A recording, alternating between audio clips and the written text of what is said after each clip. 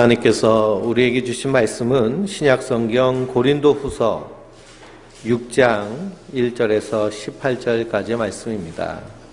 고린도후서 6장의 말씀, 우리 1절부터 13절까지 먼저 한 절씩 교독하면서 읽겠습니다. 신약성경 291페이지에 있는 말씀입니다. 고린도후서 6장 1절에서 13절까지 말씀입니다. 한 절씩 교독하면서 읽겠습니다. 우리가 하나님과 함께 일하는 자로서 너희를 권하노니 하나님의 은혜를 헛되이 받지 말라. 이르시되 내가 은혜 베풀 때에 너에게 듣고 구원의 날에 너를 도왔다 하셨으니 보라 지금은 은혜 받을 만한 때요 보라 지금은 구원의 날도다. 우리가 이 직분이 비방을 받지 않게 하려고 무엇에든지 아무에게도 꺼리끼지 않게 하고 오직 모든 일에 하나님의 일꾼으로 자천하여 많이 견디는 것과 환난과 궁핍과 고난과 매맞음과 갇힘과 난동과 수고로움과 자지 못함과 먹지 못함 가운데서도 깨끗함과 지식과 오래 참음과 자비함과 성령의 감화와 거짓이 없는 사랑과 진리의 말씀과 하나님의 능력으로 의의 무기를 좌우에 가지고 영광과 욕됨으로 그러했으며 악한 이름과 아름다운 이름으로 그러했느니라.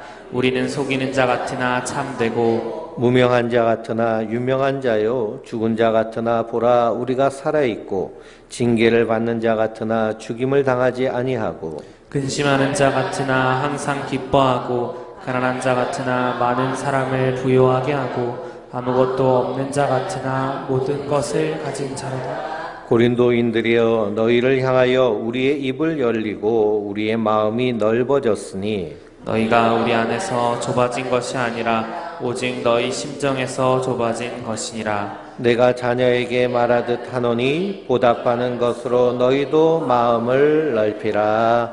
아멘.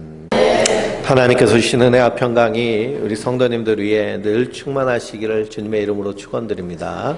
우리 옆에 있는 분들하고 한번 인사해 보세요. 사랑하고 축복합니다. 우리 뒤에 있는 분들하고 한번 또 인사해 보세요. 사랑하고 축복합니다. 우리가 고린도 후서 말씀을 통해서 함께 은혜를 나누고 있습니다. 우리가 지난주 말씀에 고린도 후서 5장 말씀을 통하여서 우리 안에서 마음이 든든한 것이 있습니다. 이것을 사도 바울은 우리가 항상 담대하여 라고 말합니다. 항상 담대하여. 그런 성도는 항상 담대한 자들인 줄 믿습니다. 그래서 세번역 성경에서는요, 마음이 든든한 자라고 했습니다. 왜 성도에게는 이 마음이 든든함이 있을까요? 주님께서 우리의 죄를 대신하여 십자가에 달려 죽으심으로 우리가 우리의 육신의 장막이 무너지는 그때에 가야 될 처소가 있으므로 마음이 든든한 자인 줄 믿습니다. 그리고 성도는요 항상 이 땅에서 든든히 서는 자들입니다. 예수님 분명히 말씀하셨습니다. 너희는 마음에 근심하지 말고 또 하나님을 믿으니 나를 믿으라. 내가 너를 위하여 거처할 처소를 예비하러 가노니 가서 그 처소를 다 예비한 후에 내가 다시 너희에게 와서 너희를 내게로 영접하여 드리리라. 주님 분명히 약속하셨습니다. 성도는요 그 하나님의 약속을 믿는 믿음으로 하루하루 믿음으로 사는 자들인 줄 믿습니다. 우리의 삶에요 때로는 엉키고 그리고 어려움이 있고 그리고 막힌 담이 있고 풀리지 않는 문제가 있을지라도 성도는 그 안에서 든든히 설 수 있는 것은 이 땅이 우리의 본향이 아니라 우리가 가야 될 영원한 하나님 나라가 있기 때문이다 라는 사실을 명심하시기 바랍니다. 그래서요 성도는 항상 우리의 마음을 주님을 향하여서 세우는 자들입니다. 우리의 시선이요 우리가 처해 있는 상황, 환경, 문제에만 집중해 있으면요 그것만 바라보고 있으면 우리 안에서 끊임없이 나오는 것이 염려와 근심입니다. 우리 성도님들은 한 주간 동안 사시면서 어떤 염려와 어떤 근심을 하고 계십니까? 나라가요 일본과 경제전쟁을 하느라고 뒤숭숭하고 그리고 또 법무장관 하나 뽑는데요. 뭐 그렇게 요란하게 난리들을 치는지요. 참 정치도 그렇게 혼잡하고 경제도 어렵고 어렵다는 소리가 한없이 들리는 우리 시대에 살고 있습니다. 그런데 거기에 몰두하고 거기에 집중하면 우리가 그곳에서 염려와 근심으로 헤어날 수가 없습니다. 그러나 성경은 분명히 말씀하고 있습니다. 사도 바울도 내게 능력 주시는 자 안에서 내가 모든 것을 할 수 있느니라. 우리가 염려하고 근심한다고요. 주님께서 말씀하시죠. 네가 염려한다고 네 키를 한 자 하나 더 할 수 있겠느냐. 다 주님께 맡기라는 것입니다. 그리고 지금 우리의 삶 가운데 처해 있는 그 상황 가운데서 먼저 그의 나라와 그의 의를 구하라는 것입니다. 먼저 그의 나라와 그의 의를 구하는 것이 무엇이냐? 하나님이 우리에게 사랑을 행하셨듯이 우리도 그 사랑으로 서로 사랑하는 것이 먼저 그의 나라와 그의 의, 주님께서 우리에게 주신 첫 계명이며 새 계명인 서로 사랑하라는 그 계명을 순종하는 것이 먼저 그의 나라와 그의 의를 이루는 것인 줄 믿습니다. 그래서 오늘 말씀해 보니까요, 우리가 하나님과 함께 일하는 자다라고 말하고 있습니다. 우리가 누구와 함께 일하는 자예요? 하나님과 함께 일하는 자입니다. 대통령과 함께 일하는 사람들을 누구라고 그래요? 대통령 참모진이라고 그러고 청와대라고 얘기합니다. 청와대. 그래서 우리가 그전에는 몰랐는데요. 대통령만 권력이 있는 것이 아니라 그 밑에서 함께 일하는 사람도 엄청나게 큰 권력이 있구나라는 것을 그 몇 년 되어지는 그 일 가운데 우리가 보게 됩니다. 그러니 우리는 누구와 함께 일하는 자들이에요? 하나님과 함께 일하는 사람입니다. 우리 옆에 있는 분들하고 한번 이야기해 보세요. 나 하나님하고 함께 일하는 사람이야. 하나님과 함께 일하는 사람이면 그냥 별 볼 일 없는 사람인가요? 대단한 사람인가요? 대단한 사람입니다. 네? 대단한 사람이에요. 그래서 성경은요, 분명히 우리에게 말하기를 우리가 하나님과 함께 일하는 자들이다. 그래서 고린도후서 5장 말씀에도 사도 바울이 우리에게 주신 직분이 있다라고 말합니다. 직분이 있다. 그 직분이 어떤 직분이냐? 화목해 하는 직분을 우리에게 주셨습니다. 하나님이 사람이 돼서 이 땅에 오신 분이 예수님이신데요. 예수님이 이 땅에서 행하신 일이 무엇이냐? 하나님과 우리와의 관계를 화목해 하는 일을 하셨습니다. 우리와 하나님과의 관계는요, 죄로 인하여서 원수지간이 되어버렸습니다. 그래서 우리가 수요일날 풍성한 삶의 초대 우리가 6권을 함께 공부를 했는데요. 거기서 죄에 대해서 배웠습니다. 죄는 무엇이냐? 우리가 생각하는 성경에서 말하는 죄는요, 세상에서 말하는 윤리, 도덕, 그리고 법률적인 죄를 죄라고 말하지 않고요, 보다 본질적인 죄를 죄라고 말합니다. 그 죄는 무엇이냐? 이 우주의 주인이 하나님이시고, 그리고 우리의 삶의, 우리의 인생의 주인이 누구세요? 하나님이십니다. 그러니 이 세상도요, 그리고 우리 인생도 누구의 뜻에 따라서 운전되어져야 될까요? 주인의 뜻에 따라서 이루어져야 됩니다. 그런데 그 주인 자리를 찬탈해버리는 사람이 있습니다. 누가 찬탈해버렸어요? 우리 인생들이요, 주인 자리를 차지하고 꿰차고 앉았습니다. 그래서 하나님을 무시하고 내 뜻대로 살려고 하는 것, 그것이 하나님 앞에 엄청난 큰 죄입니다. 생각해 보세요. 주인이 있는데 그 주인을 무시하고 자기가 주인 노릇한다라고 생각하면 우리 성도님들은 어떤 마음이 드시겠습니까? 우리 성도님들이 차를 멋들어진 스포츠카를 탁 뽑았어요. 그래가지고 차를 딱 뽑았는데 그 차는 누구 거예요? 내 거죠. 그렇죠? 그러니까 누가 운전해야 돼요? 내가 운전해야 됩니다. 근데 엉뚱한 사람이 와가지고 운전하고 다니면 어떻겠어요? 네, 괘씸하죠. 그렇죠? 마찬가지로 하나님이 하나님 되심을 무시하는 것, 이것이 하나님 앞에 죄악인 줄 믿습니다. 이것이 바로 죄입니다. 우리 성도님들 무시당해 보셨나요? 무시당하면요, 그것처럼 기분 나쁜 게 없습니다. 식당에 가서도요, 내 돈 내고 식사를 하는데 종업원이 이 손님을 무시하면요, 다시는 그 가게 가지 않죠. 꼬마 아이라도요, 무시하면 기분이 나쁩니다. 그런데 하나님이요, 우리를 창조하시고 이 세상을 창조하시고 우주를 창조하셨는데 피조물이 누구를 무시해요? 창조주인 주인을 무시하는 것, 이것이 죄라는 것입니다. 그 죄로 인하여서 인생들은 하나님의 진노 가운데 떨어지게 되고, 그리고 하나님께서 반드시 심판하시겠다고 선언하셨습니다. 그런데 그 하나님은 공의의 하나님, 심판하시는 하나님이시지만 그 하나님의 본질은 사랑의 하나님이십니다. 그래서 그 심판 가운데서도 구원의 길을 활짝 여셨습니다. 그것이 무엇이냐? 하나님이 사람이 돼서 이 땅에 오셔서 우리의 죄를 대신 지신, 속량이 되신 예수님께서 우리의 죄를 대신 지시고 십자가에 달려 죽으셨습니다. 그래서 누구든지 그 예수를 믿는 자마다 멸망치 않고 영생에 이르게 되는 그런 은혜를 주셨습니다. 그러므로 성도는요, 그 하나님의 은혜를 받은 자들입니다. 우리가 하나님 앞에 원수 되었을 때, 우리가 아직 하나님 앞에 죄인 되었을 때, 로마서 5장 말씀에서는 하나님께서 예수 그리스도를 십자가에 못 박아 죽으심으로 자기를 향한 하나님의 사랑을 우리에게 선언하시고 선포하셨습니다. 그래서 그것을 은혜로 받은 자들이 성도들입니다.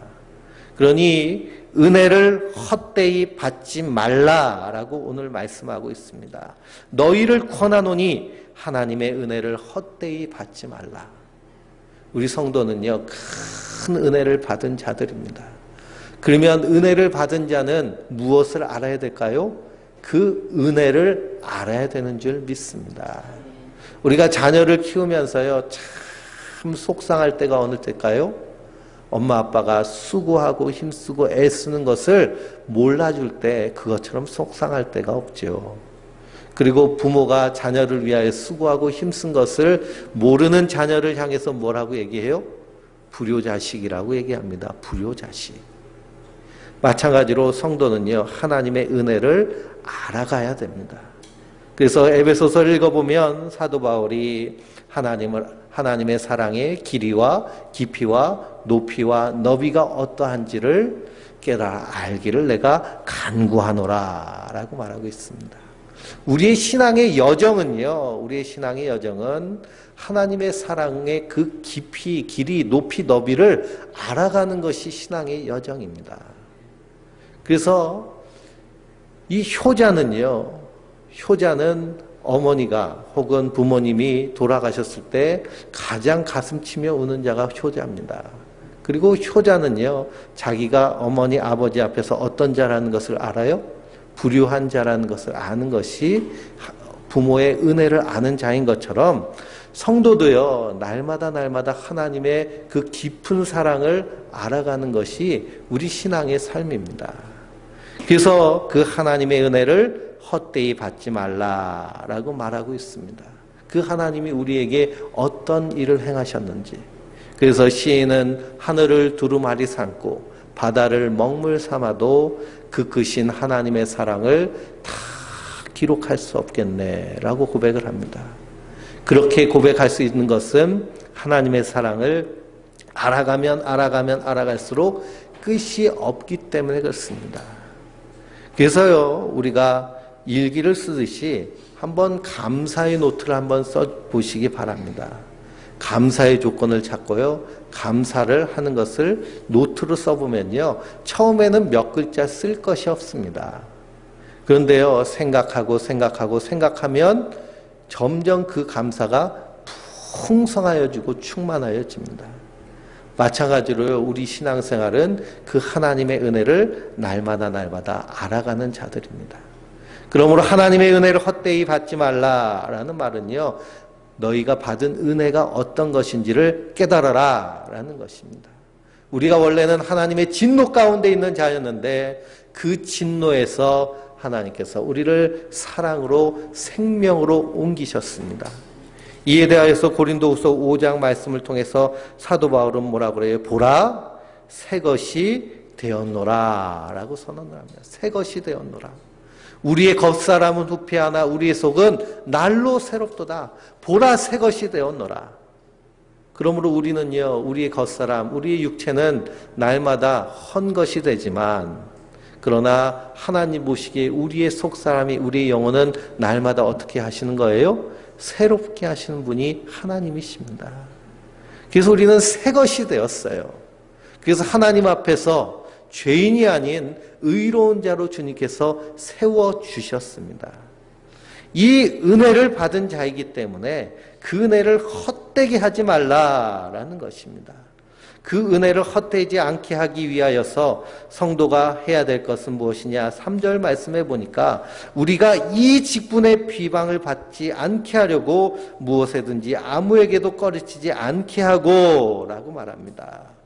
우리가 이 직분을 받았는데 이 직분이 비방받지 않기 위해서 무엇에든지 꺼리끼지 않고 무엇에든지 하나님의 일꾼으로 어려움과 신앙과 시련과 고난이 있지만 그러나 끝까지 이 직분을 믿음으로 감당하는 모습, 이것이 은혜를 헛되이 받지 않는 모습인 줄 믿습니다. 그래서 우리에게 화목케 하시는 직분을 주셨습니다. 우리를 하나님의 일꾼으로 부르시고요, 하나님과 함께 일하는 자로 세우셨습니다. 그래서 성도가요, 이 땅에서 행하는 하나님의 일은 무엇이냐? 하나님의 사랑을 실천하는 일입니다. 그래서 성경을 보면 3장 16절을 쭉 찾아서 읽어보시면요, 창세기부터 요한계시록까지 3장 16절만 쭉 찾아 읽어보세요. 그러면 아주 재밌는 현상을 발견하게 됩니다. 특별히 요한복음과 요한일서의 3장 16절은 마치 짝꿍처럼 연결되어 있습니다. 요한복음 3장 16절에 하나님이 세상을 이처럼 사랑하사 독생자를 주셨으니 이는 그를 믿는 자마다 멸망치 아니하고 영생을 얻게 하려 하심이라 라는 말씀을 통해서 하나님이 우리를 사랑하신 그 사랑에 대해서 말씀하셨습니다. 독생자를 주셨어요. 그가 십자가에 달려 죽으심으로 우리를 사망에서 생명으로 옮겨주셨습니다. 그런데 요한일서 3장 16절을 읽어보면요, 그 은혜를 받은 자가 이 땅에서 어떻게 행해야 되느냐에 대해서 말씀하고 있는데요. 한번 찾아보실까요? 요한일서 3장 16절입니다. 신약성경 391페이지에 있는 말씀입니다. 같이 한번 읽어보겠습니다. 그가 우리를 위하여 목숨을 버리셨으니 우리가 이로써 사랑을 알고 우리가 형제를 위하여 목숨을 버리는 것이 마땅하니라. 아멘. 우리를 위해서 예수님이 목숨을 버리셨고 우리가 이 사랑을 안다면 이 사랑을 아는 것이 은혜 받은 것입니다. 그러면은 우리도 누구를 위하여? 형제를 위하여 목숨을 버리는 것이 마땅하니라. 목숨을 버린다는 것은요, 그렇게 사랑하라라는 것입니다. 그러니 은혜를 헛되이 받지 않는 모습은 어떤 모습이냐? 우리가 그 사랑을 받았기 때문에 그 사랑으로 이 땅에서 서로 사랑하는 일인 줄 믿습니다. 그러므로 하나님께서 우리에게 사랑하라고 붙여주신 사람들이 있습니다. 먼저 우리 가족들을요, 마음으로 뜨겁게 사랑해야 되는 줄 믿습니다. 내 마음으로 사랑하는 것이 아니고요, 하나님이 우리에게 행하신 그 사랑으로 사랑하라는 것입니다. 그러니 내가 자녀를 사랑할 때도요, 내 마음으로 사랑할 때는 어떻게 사랑해요? 내가 기분 좋으면요, 이쁘다 이쁘다 하는데 내가 기분 나쁘면 팽 하는 것이 내 마음으로 사랑하는 사랑입니다. 그런데 하나님께서 그리스도를 통해서 우리에게 행하신 그 사랑으로 하면 사랑은 언제나 오래 참고 사랑은 언제나 온유하며 시기하지 아니하며 무례하게 행하지 아니하며 교만하지 아니하며 하는 이 예수님이 나에게 행하신 그 사랑을 자녀에게 또한 우리 가족들에게 행하게 되는 줄 믿습니다. 그래서 먼저 하나님이 사랑하라 라고 할 때요, 그 사랑의 지경이 내 안에서부터 나를 먼저 사랑하고 내 안에서 하나님을 사랑하고 그 사랑이 흘려서 우리와 함께 동거하는 가족들에게, 그리고 함께 신앙생활하는 성도들에게, 그리고 함께 일하는 우리의 일터에서, 그리고 우리가 살고 있는 이 삶의 바운다리, 지역사회에서 그 사랑이 흘러 넘쳐야 될 줄 믿습니다. 그런데 우리가 그 은혜를 받았음에도 불구하고 사랑을 행하지 못하는 그 모습이라면 그것이 어떤 모습이에요? 은혜를 헛되이 받는 모습입니다. 그러므로 성도는 무슨 전문가가 되어야 되느냐 하면 사랑 전문가가 되어야 되는 줄 믿습니다. 우리 옆에 있는 분들하고 한번 얘기해 보세요. 나 사랑 전문가야. 네? 자신이 없으세요? 사랑 전문가로요, 점점점 발전해 나가는 것이 성도의 모습이 되어야 될 줄 믿습니다. 사랑 전문가. 사랑을 받기만 좋아하는 것이 아니고요, 사랑할 줄 아는 사랑. 말에서부터 행동에서부터 우러나오는 그 사랑. 이것이 하나님의 은혜를 헛되이 받지 않는 모습입니다. 않는 모습. 그런데 고린도 교회 안에서는요, 하나님의 은혜를 헛되이 받는 모습이 있습니다. 자기가 그 큰 은혜를 받았음에도 불구하고 사랑하지 못하고, 고린도 교회의 문제는요, 서로 편가르고, 그리고 서로 분쟁하고, 서로 다투고, 네가 받은 은사가 높으니 내가 받은 은사가 높으니. 하나님 주신 은사는요, 우리가 합력하여 선을 이루도록 주신 은사인데 그걸 가지고 서로 자랑하고 뽐내는 그런 모습, 분열하고 다투는 모습, 이런 모습이 결국 하나님의 은혜를 헛되이 받는 모습입니다. 지금 한국교회 안에서도요, 하나님 주신 은혜를 헛되이 받는 모습들이 너무나 많이 드러나고 있습니다. 이것으로 인해서 세상 가운데 빛과 소금의 역할을 감당하지 못하고 오히려 장애물이 되는 경우들이 더 많이 있습니다. 그래서 우리가 수요일날 풍성한 삶의 초대 공부하면서 신앙의 장애물 3가지가 있는데 그 첫째가 뭐가 돼버렸어요? 기존 교회와 기존 성도들의 삶이 새로 신앙생활하는 성도들에게 오히려 장애물이 돼버린다는 것입니다. 이것처럼 비극적인 것이 없죠. 전도의 문이 막혀버렸고요. 어디 나가서 내가 교회 다닌다라고 말하면, 내가 목사다라고 말하면요, 사람들이 친근하게 다가오다가도 어떻게 할까요? 100m 밖으로요, 이렇게 떠나져 버립니다.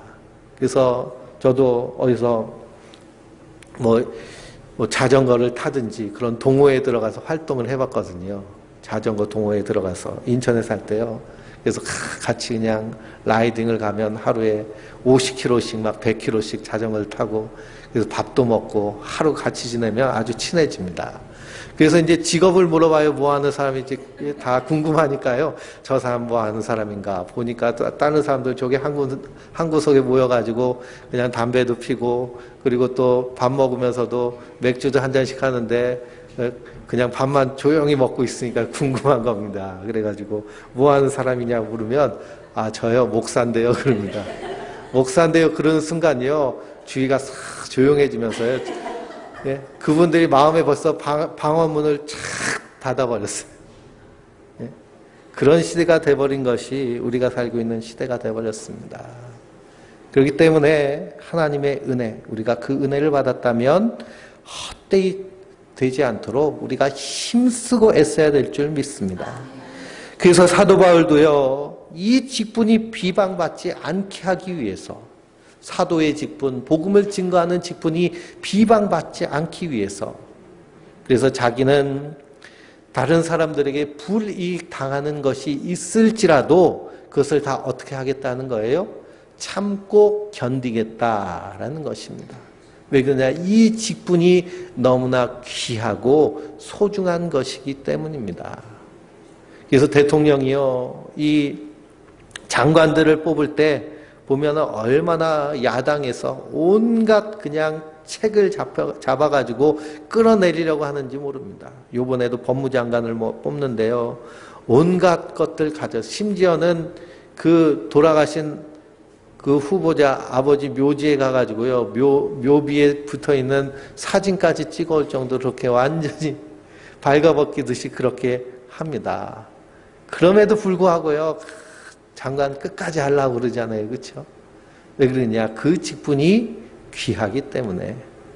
생각해 보세요. 우리 집안에 장관이 한 명 나온다. 그러면 3, 4대를 걸쳐가지고 자랑거리가 될 것입니다. 우리 아버지가, 우리 할아버지가 누구 정권 때 장관이었어. 그럼 그것처럼 자랑스러운 게 어디 있겠어요. 그러니 그 직분이 비방받지 않기 위해서요. 그래서 온갖 선택을 하는 것과 마찬가지로 우리는 누구와 함께 일하는 자라는 거예요? 하나님과 함께 일하는 자들인 줄 사실을 잊지 마시기 바랍니다. 내가 직장에서 일하는 것도요, 하나님과 함께 일하는 것입니다. 그러니 일하는 모습은 똑같아도 일하는 마음가짐과 자세는 분명히 다릅니다.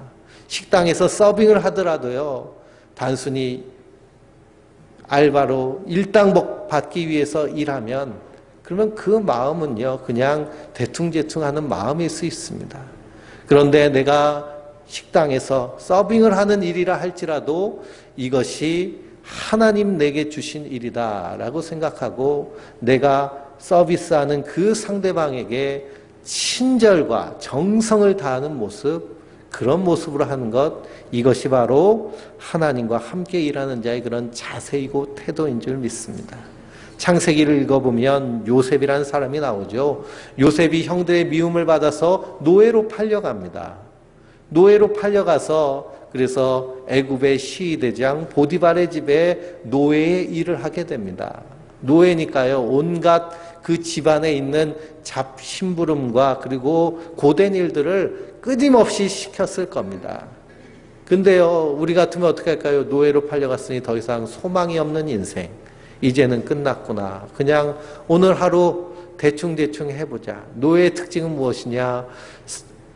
관리자가 볼 때는 일하는데요, 보는 사람이 없으면은 일하지 않는 것이 노예의 특징입니다.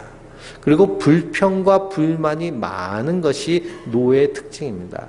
그래서 이 집 애굽에서 430년 동안 종살이한 이 이스라엘이요, 광야에서 광야길을 걸을 때마다 조금만 어려운 일이 생기면은 누구한테 달려가서 그냥 불평불만해요? 모세에게 달려가서요, 불평불만합니다. 눈앞에 구름기둥과 불기둥이 그냥 활활 타오르는데도요, 조금만 힘들고 어려면 우리가 애굽에선 고기가마 옆에서 고기를 그냥 배 터지게 먹었는데 우리 광야에서 맨날 풀만 먹고 만나만 먹고 이 만나가 이 맛이 없다, 고기 먹고 싶다, 막 불평불만이 끝이 없는 것입니다. 그런데 요셉은 어땠어요? 자기가 처해 있는 그 상황 가운데서 충성을 다했습니다. 충성을 다했어요. 그럼에도 불구하고 누명을 쓰고요, 감옥에 들어갔습니다. 감옥에 들어갔더니요, 간수가, 이 노예가 감옥에 들어왔으니까요, 거기서도 노예가 할 일을 시키는 겁니다. 죄수들의 발을 닦는 일을 시켰어요. 근데 요셉이요, 그 일을 하는데도 얼마나 정성스럽게 죄수들의 발을 닦는지, 발만 닦는 것이 아니고요, 그 죄수들의 안색까지도 살피면서 그 감옥에서 위로하는 자가 된 것을 보게 됩니다. 그러니 이 간수장이요, 이 요셉을 이 성실하고 충성되이 일하는 모습을 보고요, 그 감옥의 모든 사물을 다 맡겼습니다.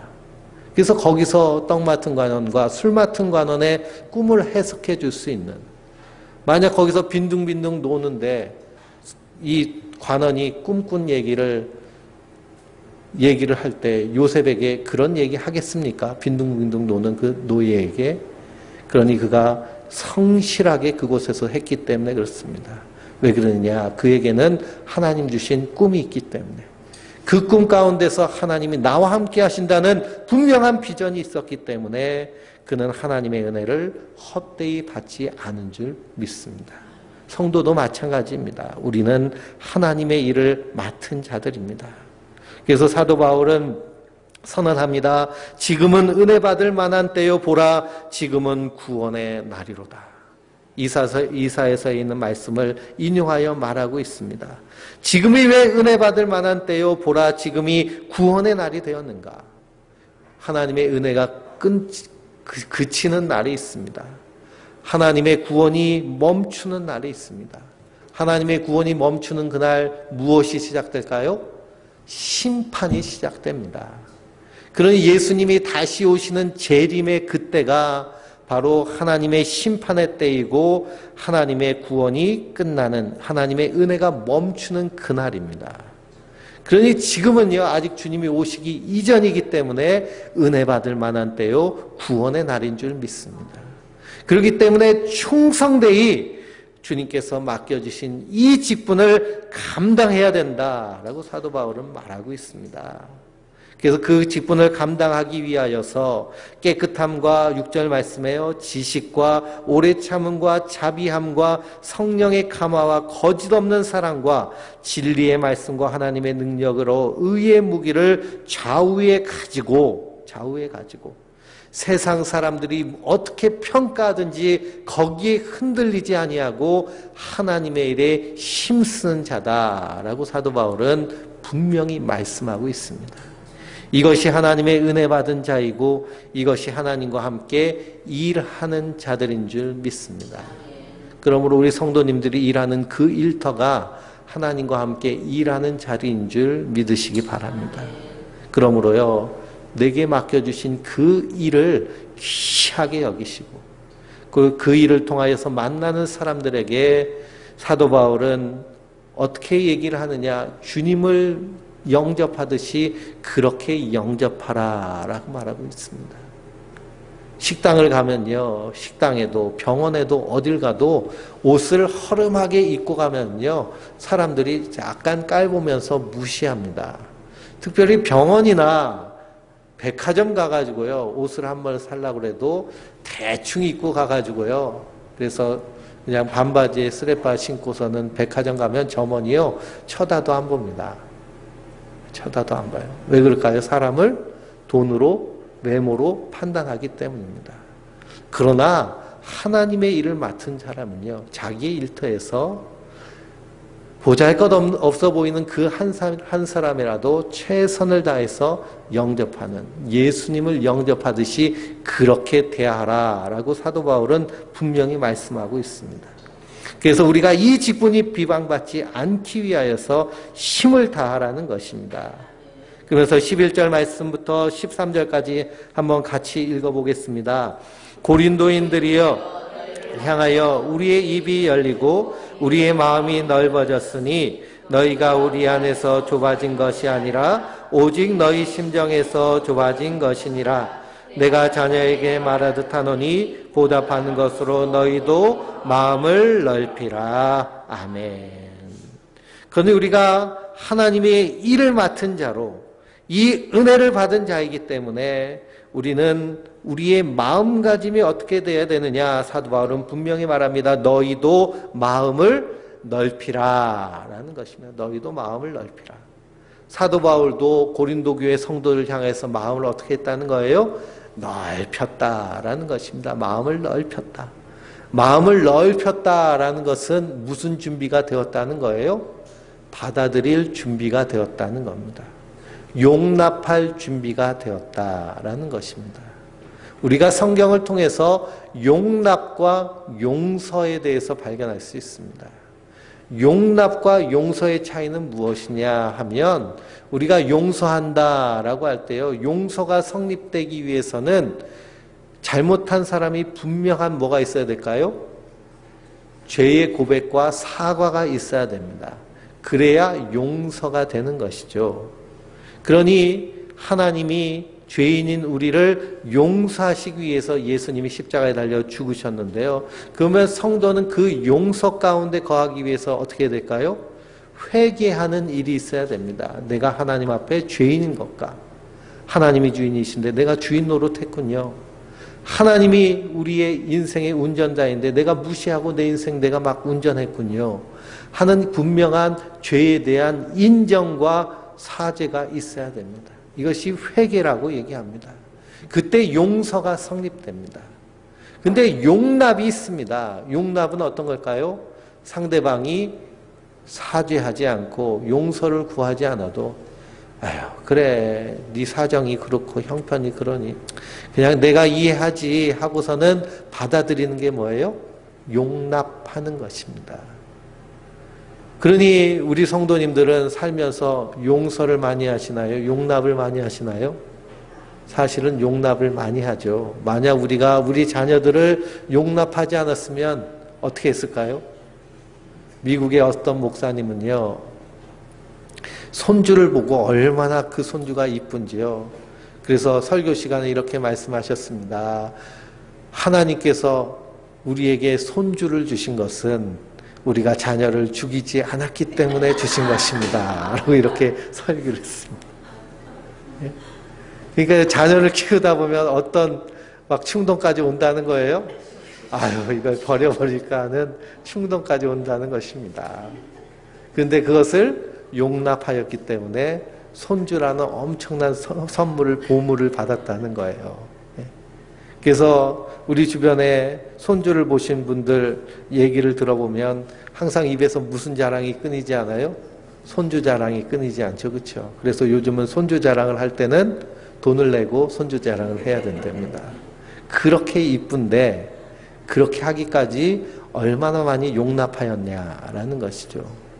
그러니 사도 바울도 고린도 교회 성도들을 향하여서 마음을 넓혔다라는 것은 너희를 내가 용납하겠다라는 것입니다. 용납하겠다. 그러니 너희도 마음을 옹졸하게, 심정이 좁아진 것은 옹졸하다는 거예요. 마음을 좁게 갖지 말고 마음을 어떻게 하라는 거예요? 넓히라라는 것입니다. 마음을 넓히라. 그러므로 그리스도 안에서 구원받은 자는요, 마음을 넓히는 자입니다. 누구의 마음같이요? 하나님 아버지의 마음과 같이. 하나님이 우리를 용납하셨기 때문에, 우리를 용서하셨기 때문에 우리가 하나님 앞에 보라 새 것이 되었노라 하는 새로운 피조물이 되었고, 뿐만 아니라 14절 말씀부터 쭉 읽어보면 16절 말씀에 우리는 살아계신 하나님의 성전이라 라고 말씀하고 있습니다. 우리는 하나님의 살아계신 하나님의 성전이라는 거예요. 그래서 제가 누누이 말씀드린 것은 성전은 교회 건물이 아니라 우리 성도 한 사람 한 사람이 그리스도 안에서 연결된 성전이라는 것입니다. 성전이라는 것은 성전 안에 누가 계시는 거예요? 하나님이 계시다는 거잖아요. 그래서 우리 안에 누가 계세요? 성령님이 계십니다. 생각해 보세요. 여러분 성도님들 혼자 있는 것이 아니라 우리 안에 누가 계세요? 성령님이 계신 거예요.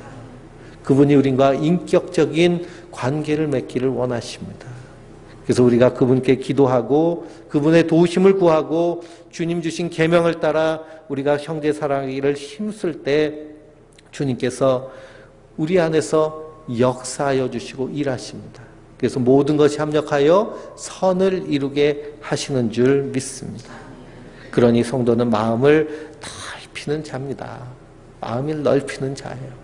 무엇에든지 마음을 넓히시기 바랍니다. 우리에게는요, 가야 될 영원한 본향집이 있습니다. 그 영원한 본향, 저 하나님 나라를 우리를 위해 예비하시기 위해서 하나님이 사람이 돼서 이 땅에 오셔서 십자가에 달려 죽으시기까지 값을 치렀습니다. 그러니 우리의 몸값은 누구의 값이에요? 예수님 값입니다. 예수님 값이에요.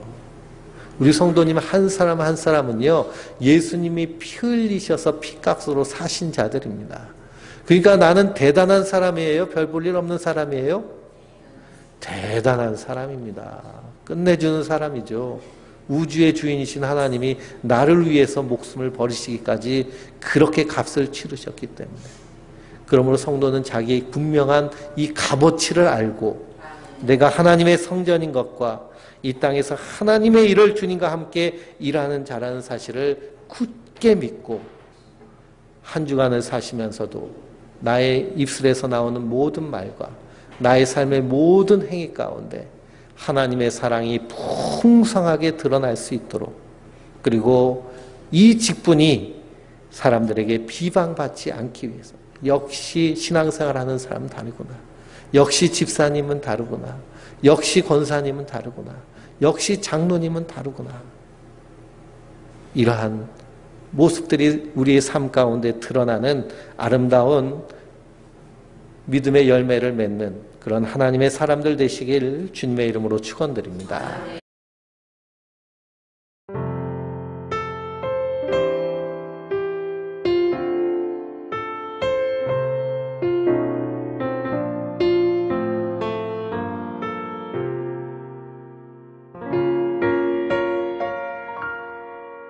왜 나를 깊은 어둠 속에 홀로 두시는지, 어두운 밤은 왜 그리 길었는지,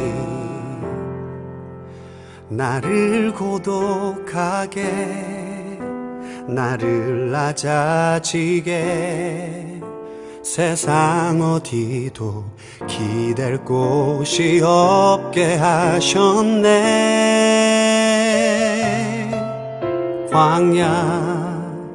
광야에 서 있네.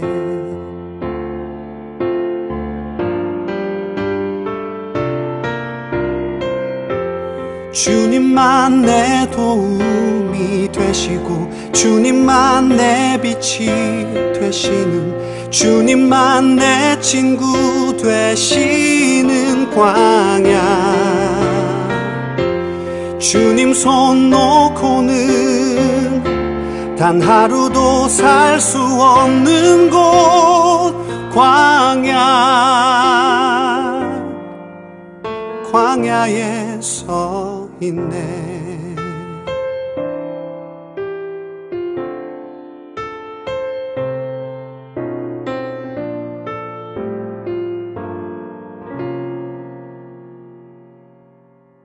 왜 나를 깊은 어둠 속에 홀로 두시는지, 어두운 밤은 왜 그리 길었는지, 나를 고독하게, 나를 낮아지게, 세상 어디도 기댈 곳이 없게 하셨네.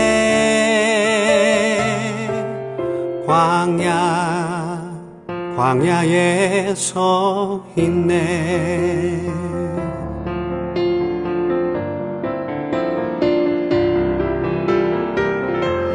주님만 내 도움이 되시고, 주님만 내 빛이 되시는, 주님만 내 친구 되시는 광야. 주님 손 놓고는 단 하루도 살 수 없는 곳, 광야.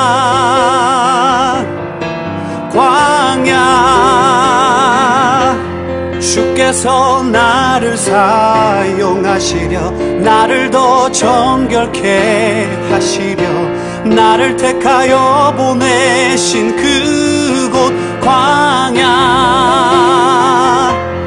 성령이 내 영을 다시 태어나게 하는 곳,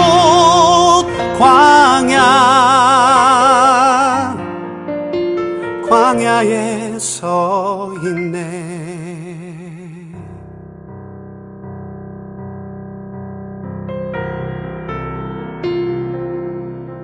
내 자가 산산이 깨지고 높아지려 했던 내 꿈도 주님 앞에 내어놓고, 오직 주님 뜻만 이루어지기를, 나를 통해 주님만 드러나시기를.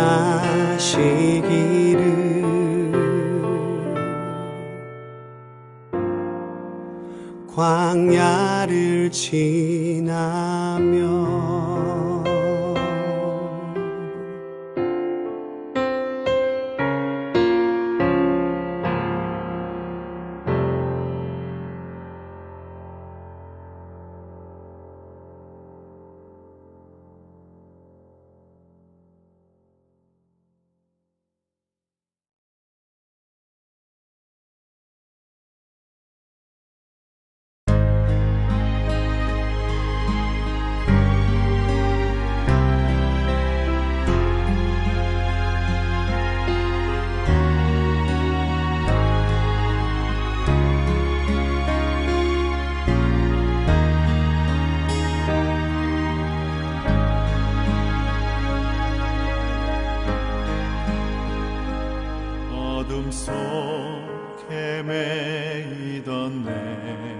영혼 갈 길 몰라 방황할 때에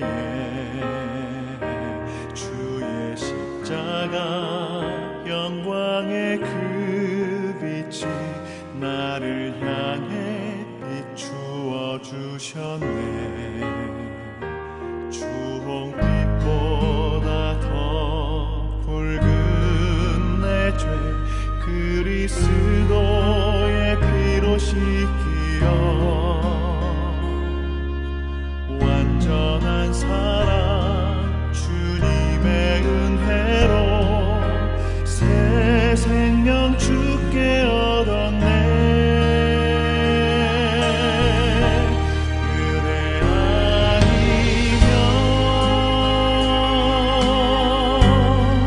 나서지 못하네. 십자가의 그 사랑 능력 아니면 나서지 못하네.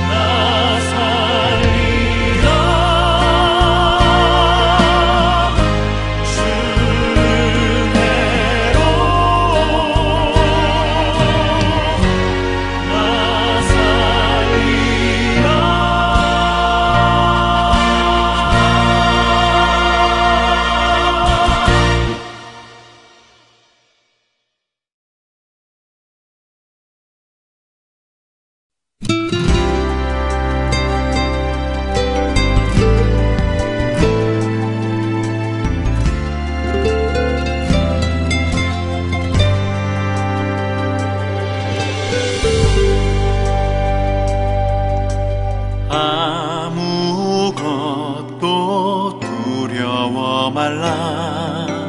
주 나의 하나님이 지켜주시네.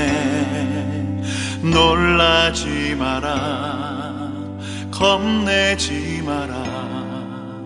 주님 나를 지켜주시네. 아무것도 두려워 말라. 주 나의 하나님이 지켜주시네. 놀라지 마라, 겁내지 마라. 주님 나를 지켜주시네.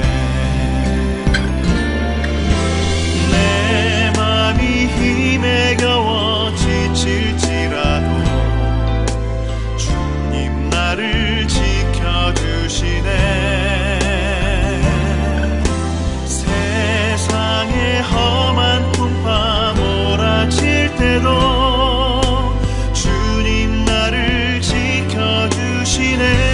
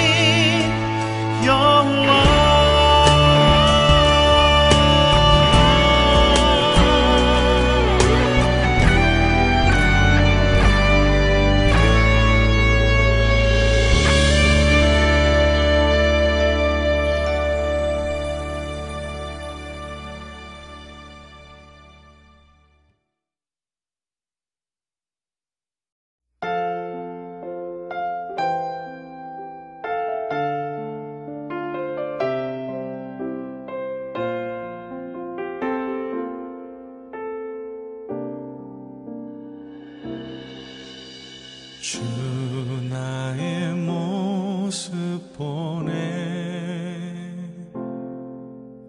상한 나의 맘 보시네 주 나의 눈물 안에 홀로 울던 맘 아시네 주 나의 모습 보네 상한 나의 맘 보시네 오시네. 주 나의 눈물 안에 홀로 울던 맘 아시네. 세상 소망 다 사라져가도 주의 사랑은 끝이 없으니 살아가는 이 모든 순간이 주 은혜임을 나는 믿네.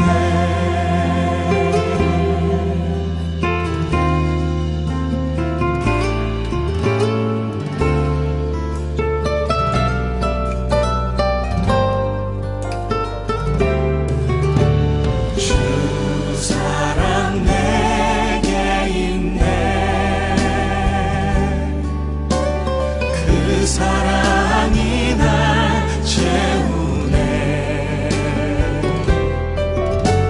주 은혜 내게 있네. 그 은혜로 날 세우네. 세상 소망 다 사라져가도 주의 사랑은 끝이 없으니 살아가는 이 모든 순간이 주 은혜임을 나는 믿네. 세상 소망 다 사라져가도 주의 사랑은 끝이 없으니 살아가는 이 모든 순간이 주 은혜임을 나는 믿네. 주 은혜임을 나는 믿네.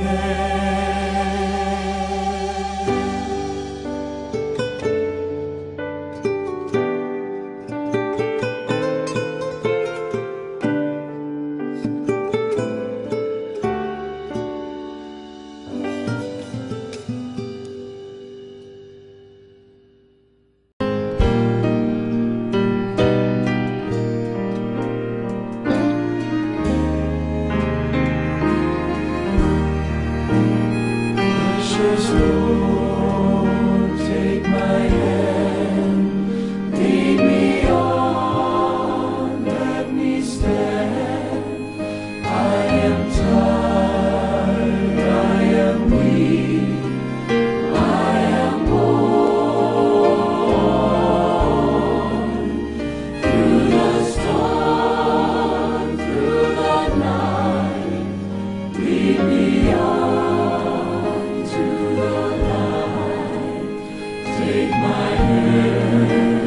Precious Lord, lead me home. When my way grows drear, precious Lord, linger near. When my life is almost gone, hear my cry, hear my call, hold my hand lest I fall. Precious Lord, take my hand, lead me home.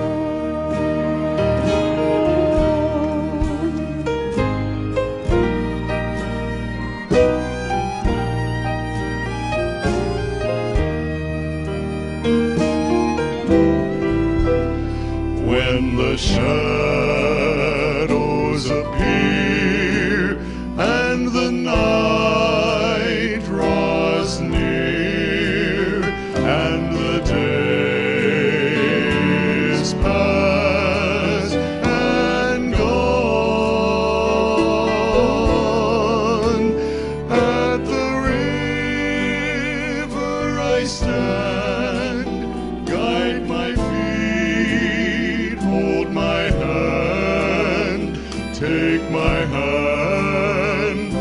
precious Lord.